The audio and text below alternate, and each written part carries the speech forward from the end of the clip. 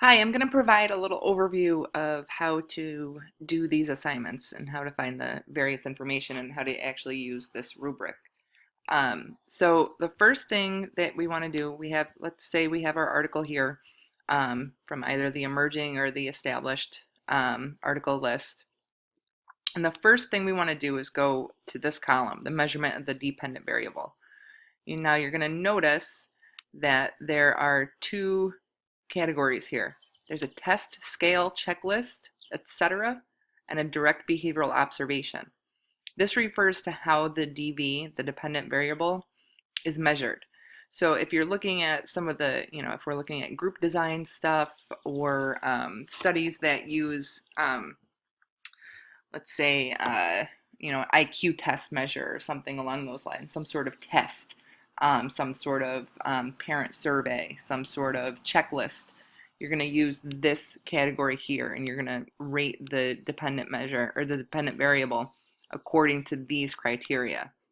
Now, a lot of the articles that you find in, let's say, the Journal of Applied Behavior Analysis are not going to use test scale or checklists. They're going to use direct behavioral observation. So when we're talking about direct behavioral observation, we're talking about, are they measuring the rates of aggression a student engages in? Are they measuring the amount of vocal stereotypy that they're engaging in? Are they measuring the amount of mands that they emit in an hour? Those are direct behavioral observations. They're directly observing a behavior and measuring those. So if the DV, if the dependent variable, is those types of uh, variables, then you're going to use this category to rate it. You're going to use this criteria. Now the independent variable, one way to remember the difference between a dependent variable and an independent variable is the independent variable is what I do. It's the intervention. So think of it with the I. The independent variable is what I do as the researcher. It's what I change. It's what I manipulate. It's the intervention, I. The dependent variable is where the data is coming from, D. That's where the data is coming from. So it's what's being manipulated or what's being possibly changed by the presence or the absence of the intervention. So the data is what is coming from the dependent variable changing. The independent variable is what I'm changing directly. I'm implementing the independent variable or I'm taking away the independent variable in the control condition.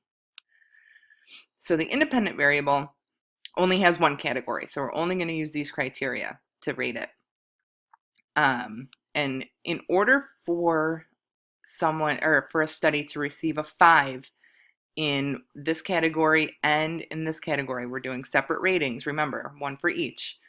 They have to meet all of these. They can't just meet one criteria. They have to meet all of these criteria.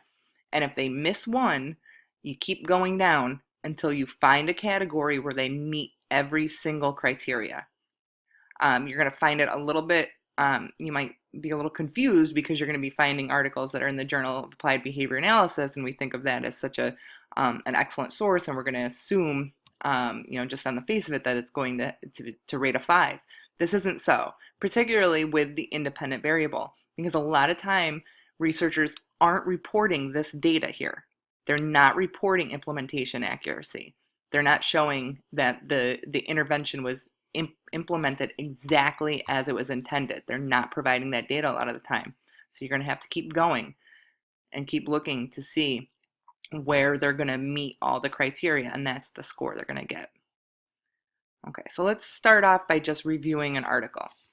I'm going to start with first identifying the dependent variable and the independent variable. So if I look over here, and oftentimes you can find out pretty much what the dependent variable and sometimes the independent variable are just from the title, and you'll absolutely be able to find it right in the abstract. So right here, I know that the dependent variable is going to be vocal stereotypy. It's going to be, rate, frequency, something. It's going to be the amount of vocal stereotypy is what the researchers are looking at. That's where the data is going to come from. So that's the dependent variable.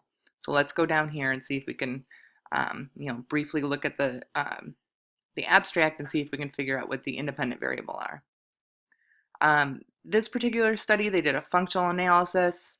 That's separate. We're not looking at that piece. We're only looking at the treatment piece. So don't bother yourself with looking at the functional analyses. So let's see. For each of the participants, it was found that vocal stereotypy was not maintained by social consequences. Following assessment. All right, so here it is right here. Following assessment, response interruption and redirection was implemented in an ABA design to determine whether vocal stereotypy could be successfully redirected. Here is the independent variable. Response interruption and redirection. That is the intervention. This is what was implemented. I, independent variable. Response interruption and redirection was implemented to determine whether vocal stereotypy could be successfully redirected. Vocal stereotypy is going to be redirected, and that's where our data is going to come from the vocal stereotypy. So that's the dependent variable. Independent variable is here, what is being implemented, and vocal stereotypy is here. This is where the data is coming from, and that's going to be our dependent variable. Okay, so now we're going to go and try and get a little bit more information. We don't really need to look at their lit review. We can look down here at the very end of their introduction section and get a little bit more information about their independent variable and their dependent variable. They might put some in there. So again, they're going to restate it. It was assumed that interrupting vocal responses and redirecting behavior towards appropriate vocalizations the child had acquired during instruction would decrease the probability of problem behavior. So right here, they're talking about the intervention. And the intervention, again, as was stated in the abstract, is response interruption and redirection. And we're looking at, the DV of vocal stereotypy. So let's go here. What we need to know now is whether they were measuring the DV by test, scale, or checklist, or if they were doing it by direct behavioral observation. So let's go. I'm going to skip the functional analysis because that's not the treatment part. It's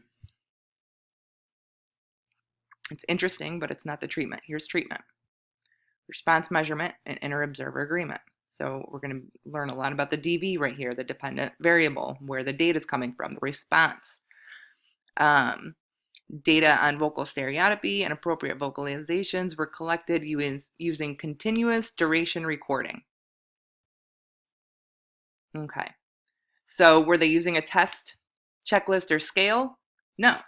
Were they using direct behavioral observation? Yes, they were directly observing vocal stereotypy and appropriate vocalizations. And how were they measuring it? They were measuring it using continuous duration recording. So let's look here. First criteria was the type of measurement, continuous or discontinuous, with calibration data showing low levels of error. The type of measurement was absolutely continuous. Now in your paper, you have to describe how do you know it's continuous? Well, we know it's continuous because the researchers stated that the dependent variable was measured using continuous duration recording.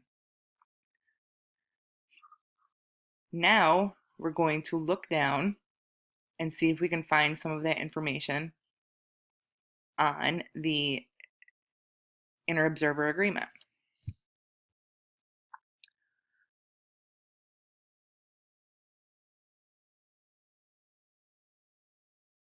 Okay, here we go. Now when a researcher states that they used inter-observer agreement, or that they had observers simultaneously recording data and making sure that the data was that matched up, that they were recording what was happening and they were doing it in a reliable fashion, that means that it's calibrated. So we know that it's already calibrated because they're talking about using independent observers for recording.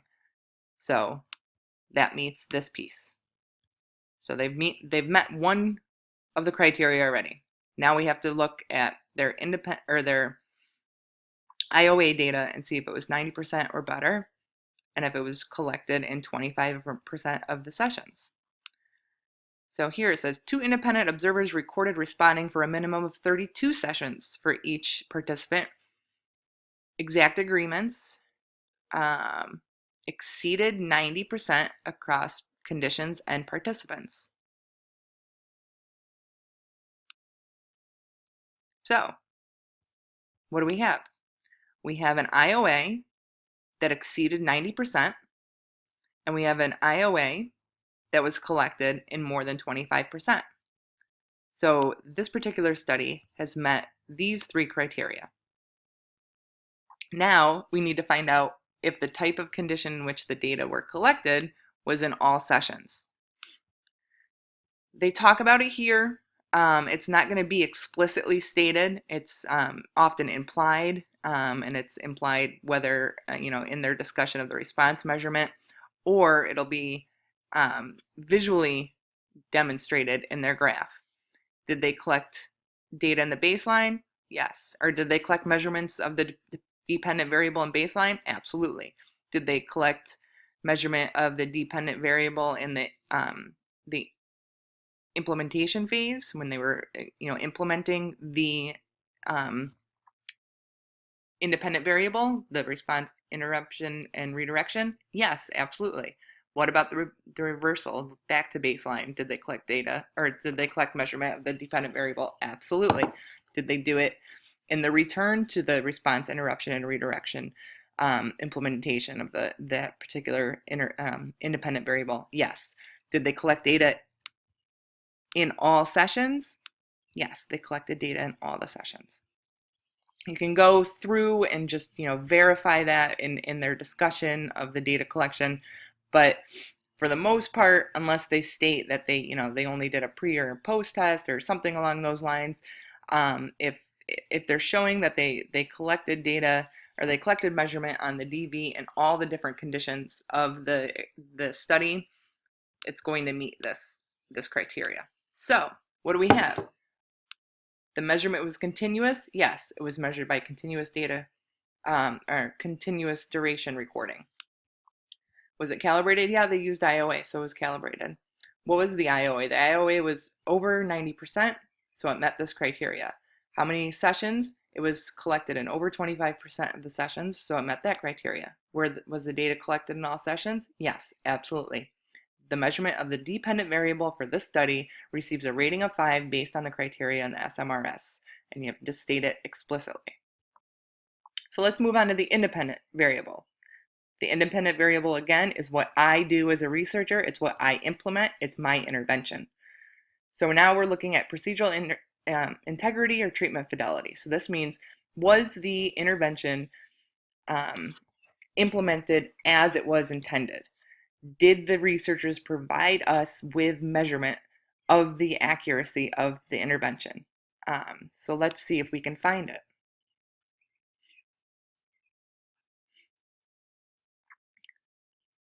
Oftentimes, if it's anywhere, it's going to follow their discussion of the IOA.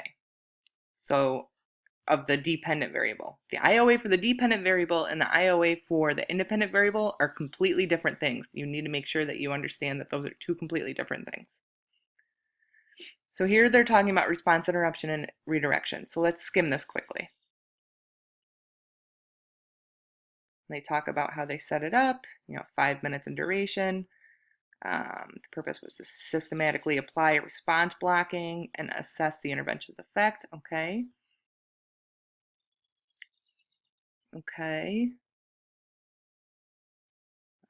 Again, they're talking more about the protocol that they used. If the student independently vocalized, the teacher delivered praise. Okay. There were no program consequences in the baseline. Okay. All right. In a neutral tone. Okay. Go over here. They used vocal demand skills that had been performed correctly. All right. Okay. That's great. That's great. All right. Guess what? There is no mention of implementation accuracy being measured. No